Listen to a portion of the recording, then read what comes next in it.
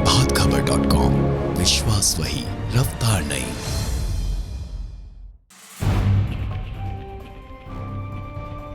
गढ़वा जिले के सुदूरवर्ती भंडरिया थाना क्षेत्र के नक्सल प्रभावित हरता और करुण गांव की सीमा पर बंधमनवा नदी के किनारे कोयले का अवैध खनन किया गया है। स्थानीय ग्रामीणों के अनुसार बंदूक की नोक पर पिछले 1 महीने से यह काम चल रहा है।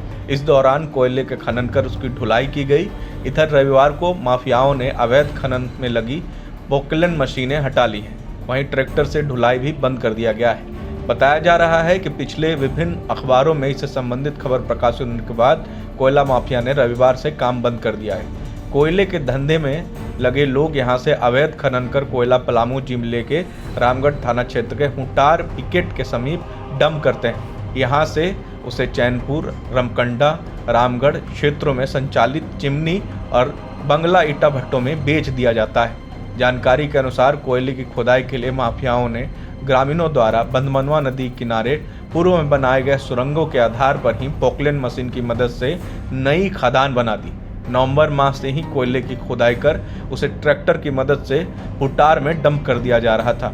इधर अवैध खनन के पीछे हुटार के एक बड़े कोयला माफिया का हाथ होने की बात सामने आई है।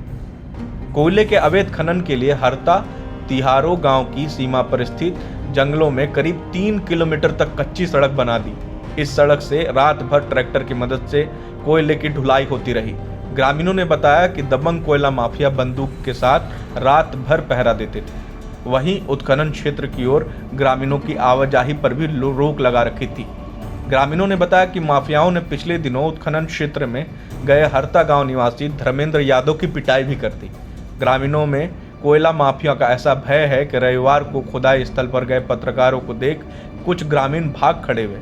ग्रामीण बताते हैं कि नवंबर महीने में शुरू हुए कोयला उत्खनन कार्य के लिए प्रत्येक दिन जिला प्रशासन खनन क्षेत्र की ओर से गाँव में गश्त करती रही, लेकिन प्रशासन खुदाई होते देख वापस लौट आई थी। हरता तिहारो गांव की सीमा पर स्थित बंधमनवा नदी के दोनों किनारों पर पहले से ही अवैध कोयले की खुदाई के लिए सुरंगें बनाई गई थी। नदी के दूसरे किनारे पर एक साथ 11 सुरंग बनाकर पहले से ही कोयले का अवैध उत्खनन किया जा रहा था। वहीं सुरंग धंसने के डर से उसमें लकड़ी का एक खंभा माफियाओं ने लगाया है। फिलहाल इन सुरंगों में नदी का पानी घुसने की वजह से यहाँ से खुदाई बंद हो गई है। पूर्व की एक खदान धंस चुकी है। जानकारी के अनुसार इस क्षेत्र में रुक रुक कर अक्सर कोयले का अवैध उत्खनन किया जाता है, लेकिन इस बार कोयला माफियाओं ने बड़े पैमाने पर 2 जगहों पर पोकलेन मशीन लगाकर करीब 1 करोड़ का कोयला निकाला है। कितना ट्रैक्टर कोयला मतलब प्रतिदिन जाता होगा? एक दिन गिन ले रही हम गाड़ी के 18 को एक दिन 18 ट्रैक्टर। हाँ। कैसे ट्रैक्टर मालूम मतलब बिक भी रहा है कि सीधे सिर्फ जा रहा है? उधर का मालूम नहीं, उधर कहीं रास्ता होगा तो तुरंत जल्दी घुस जाता था। अच्छा ये बताइए कि मतलब ये कौन लोग करता है इस तरह का? ये तो हमारा मालूम नहीं। का चीज से खुदाई होता है? जेसीबी है पोकलेन से कोयला निकाला जाता है। तो चोरी छुपे रात में निकलता होगा?